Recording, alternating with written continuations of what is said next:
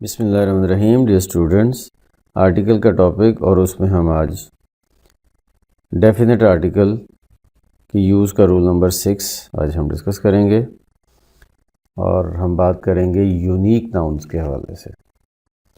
हम अपनी इस एनवायरनमेंट को देखें, अपने लैंग्वेज के यूज़ को देखें, अपनी लाइफ को देखें तो हमें कुछ ऐसी चीज़ें मिलती हैं जो यूनिक नाउन्स हैं, मतलब जो एक एक ही हैं, हमारे लिए एक एक ही हैं। साइंस उनको कुछ और भी कह सकती है, लेकिन वो हमारे लिए एक एक हैं, तो उनके साथ हम द लाजमी लगाते हैं। अब जैसा कि लुक एट द मून,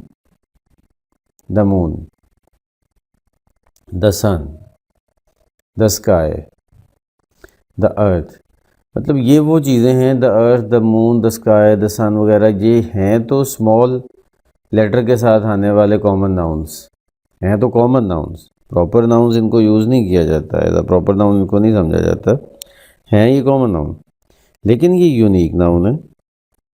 इसलिए यूनिक का मतलब कि एक एक ही हैं ये। सन भी हमारे लिए एक है, मून भी एक है, स्काई भी एक है, अर्थ भी एक है। ऐसे ही कोई भी और एलिमेंट ऐसा हो सकता है जो एक हो, तो यूनिक नाउन के साथ हम हमेशा द यूज़ करते हैं।